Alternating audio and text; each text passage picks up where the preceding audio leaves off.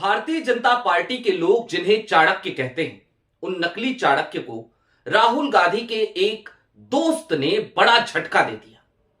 चाणक्य महोदय तमिलनाडु में बैठे थे भारतीय जनता पार्टी की कोर कमेटी के साथ और वहां पर वो बैठक कर रहे थे।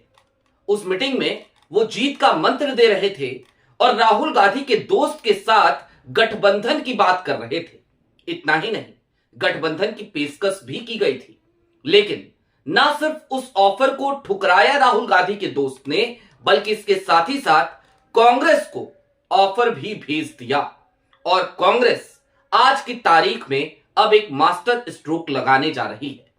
कुल मिलाकर आज तमिलनाडु की राजनीति को समझने की कोशिश करेंगे और यह भी समझेंगे कि भारतीय जनता पार्टी की या फिर की उन सो कॉल्ड चाणक्य की चाणक्य नीति, उनके सपने कैसे सब कुछ एक झटके में धराशायी हो गए हैं। नमस्कार, मैं स्वप्निल और आप मुद्दा देख रहे हैं। दोस्तों, आगे बढ़ें उससे पहले वही छोटी सी अपील। मुद्दा इन दिनों एक गंभीर आर्थिक संकट से जूझ रहा है। एक तरफ हमारे मेन बैंक अकाउंट्स फ्रीज चल रहे हैं, तो दूसरी तरफ हमारे 2.5 साल पुराने चैनल को हमसे लंबे समय तक छीन कर रखा गया था।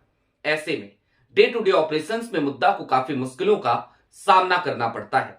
लिहाजा आपसे गुजारिश है, यदि आप चाहें तो स्क्रीन पर दिख रहे क्यूआर कोड या फिर के नीचे दिख रहे यूपीआई नंबर के जरिए मुद्दा की छोटी छोटी मदद जरूर कीजिएगा। अब आगे बढ़ते हैं, खबरों की तरफ चलते हैं और सबसे पहले मैं आपको कुछ चीजें दिखा देना चाहता हूं। मसलन सो कॉल्ड चाणक्य तमिलनाडु में क्या कर रहे थे। आपके स्क्रीन पर दैनिक जागरण की एक खबर है। दैनिक जागरण की एक खबर क्या बताती है? चुनाव लड़ने की बजाय जीत पर फोकस, तमिलनाडु में टीवीके के साथ गठबंधन पर विचार कर रही भाजपा। यह हेडलाइन दरअसल पूरी कहानी नहीं बता रही। पूरी कहानी तो यह है कि ये जो गठबंधन की अटकलें लगनी शुरू हुई और गठबंधन की जो बातचीत हुई, इस बातचीत में खुद अमित शाह वहां पर मौजूद थे। अमित शाह ने तमिलनाडु की भारतीय जनता पार्टी की कोर कमेटी के साथ बैठक की तस्वीरें भी अपने सोशल मीडिया अकाउंट्स पर शेयर करी थी और उसी बैठक में अमित शाह साहब ने टीवीके को एक ऑफर भी भिजवाया था कि आइए हमारे साथ जुड़िए, हम आपके साथ गठबंधन करते हैं, मिलकर तमिलनाडु का किला फतह करते हैं। लेकिन राहुल गांधी का पुराना दोस्त, जी हां, एक्टर विजय, थलापति विजय। अब पुराना दोस्त क्यों कह रहा हूं? आपको 2009 से लेकर अब तक की बहुत सारी चीजें और भी बताऊंगा, लेकिन उससे पहले जैसे ही यह ऑफर सो कॉल्ड चाणक्य की तरफ से जाता है, टीवीके विजय की तरफ से क्या आता है जरा वो देखिए। आपके स्क्रीन पर अब एक खबर का एक हिस्सा है। टीवीके ने कांग्रेस को बताया स्वाभाविक सहयोगी। टैगोर का यह बयान ऐसे समय में आया है, टैगोर टीवीके के नेता हैं, जब अभिनेता से नेता बने विजय की पार्टी टीवीके ने कांग्रेस को अपना प्राकृतिक सहयोगी बताया है। इससे तमिलनाडु की राजनीति में नए समीकरणों की चर्चा तेज हो गई है। टीवीके के प्रवक्ता फेलिक्स जेराल्ड ने कहा कि विजय और राहुल गांधी के बीच दोस्ताना संबंध है और कांग्रेस के साथ गठबंधन की संभावना काफी अधिक है। हालांकि उन्होंने यह भी कहा कि तमिलनाडु कांग्रेस के अंदरूनी हितों के कारण बातचीत में देरी हो सकती है। यह बयान किसी और का नहीं बल्कि जेराल्ड का है। जेराल्ड कौन है? टीवीके के ऑफिशियल प्रवक्ता है, विजय के ऑफिशियल प्रवक्ता है, विजय के करीबी सहयोगी माने जाते हैं। और यह भी कहा जाता है कि जेराल्ड अगर कुछ कह रहे हैं तो इसका मतलब है कि विजय कुछ कह रहे हैं। अब जरा सोचिए, आज की तारीख में सो कॉल्ड चाणक्य यानी कि अमित शाह, जिनकी तूती बोलती है, जो पार्टियों को यूं ही तोड़ देते हैं, जो बनी बनाई सरकार को तोड़कर उसमें एंट्री ले लेते हैं, उनको एक्टर विजय की पार्टी की तरफ से कितना करारा झटका लगा है। लेकिन ये सारी बातें हो क्यों रही हैं, वो भी समझना जरा आपके लिए आज ज्यादा जरूरी है। सबसे पहले आपकी स्क्रीन पर एक हेडलाइन है, इस हेडलाइन को देखिए। तमिलनाडु में फंसा सीटों को लेकर पेच, 32 और 40 में उलझी पार्टियां। उधर राहुल के सामने विजय की टीवीके से गठबंधन का प्रस्ताव। तमिलनाडु विधानसभा में दरअसल कुल 234 सीटें हैं। इन 234 सीटों में सबसे बड़ी पार्टी बनकर 2021 के चुनाव में उभरी थी डीएमके यानी कि एमके स्टैलिन की पार्टी। 133 सीटें स्टैलिन की पार्टी ने यानी कि डीएमके ने जीती थी। 17 सीटों पर कांग्रेस को जीत मिली थी। कांग्रेस गठबंधन में जरूर है लेकिन सरकार का हिस्सा नहीं है, कोई भी मंत्रालय उसे नहीं मिला है। इस बार चुनाव के दरमियान, चुनाव के मद्देनजर, और चुनाव अभी अप्रैल मई में ही होने हैं 2026 में, कांग्रेस की तरफ से एक डिमांड गई थी। कांग्रेस ने कहा था कि कम से कम 40 सीटों पर हमें चुनाव लड़ने दिया जाए। डीएमके ने 32 सीटों का ऑफर दिया। कांग्रेस ने कहा चलिए 2 घटा देते हैं, 38 सीटें दे दीजिए। लेकिन 38 सीटों पर भी डीएमके तैयार नहीं हो रही है। दूसरी तरफ राहुल गांधी को उनके आज की तारीख के कुछ विश्वास पात्र सहयोगियों ने एक चीज और समझाई है, और यह समझना आज की तारीख में आपके लिए भी जरूरी है। एमके स्टैलिन की पार्टी और उनके खास तौर पर उनके बेटे उदयनिधि स्टैलिन, उनके बयान अक्सर ही कांग्रेस को नुकसान पहुंचाते हैं, अक्सर ही पहुंचाते हैं। आपको याद होगा बिहार में जब वोट अधिकार यात्रा के दौरान एमके स्टैलिन आए तो इस बात को भी भारतीय जनता पार्टी ने एक बड़ा मुद्दा बनाने की कोशिश करी थी। ऐसे में डीएमके की तरफ से जो नुकसान आज की तारीख में इन क्षेत्रों में, हिंदी भाषी क्षेत्र में, हिंदी बेल्ट में कांग्रेस को होता है, कांग्रेस उससे भी निजात पाना चाहती है।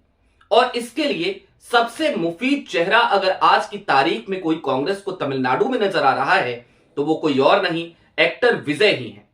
एक्टर विजय ऐसा नहीं है कि उनका रिश्ता कांग्रेस से या राहुल गांधी से आज या कल का हो। यह साल 2009 की बात थी जब राहुल गांधी और विजय की पहली मुलाकात हुई थी। उस बात को 15 साल बीत गए।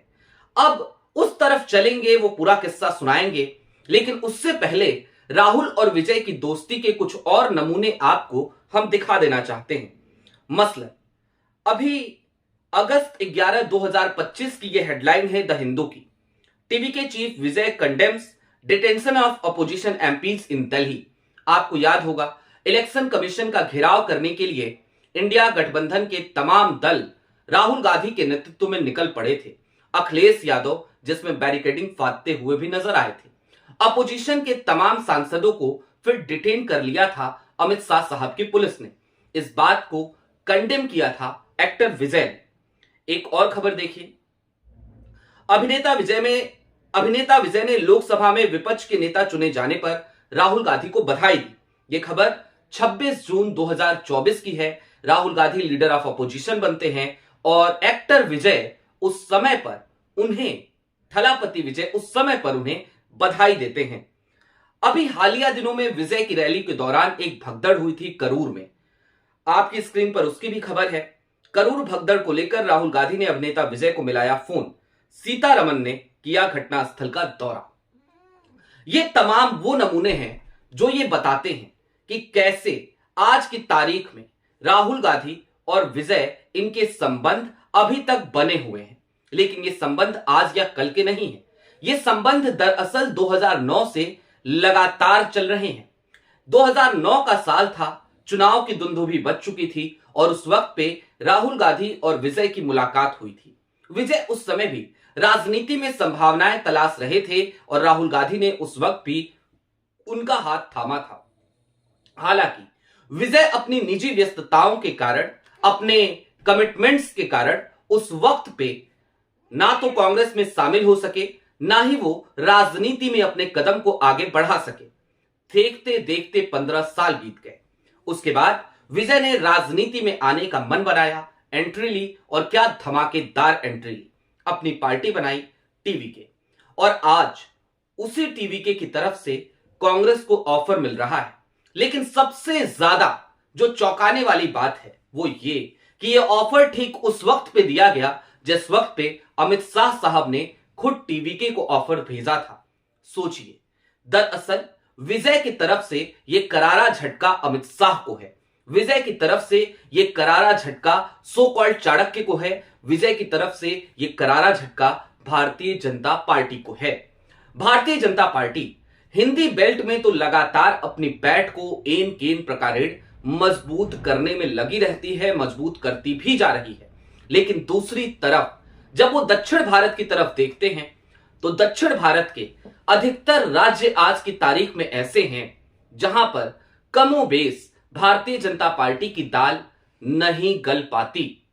और उसके पीछे सबसे बड़ा कारण क्या है?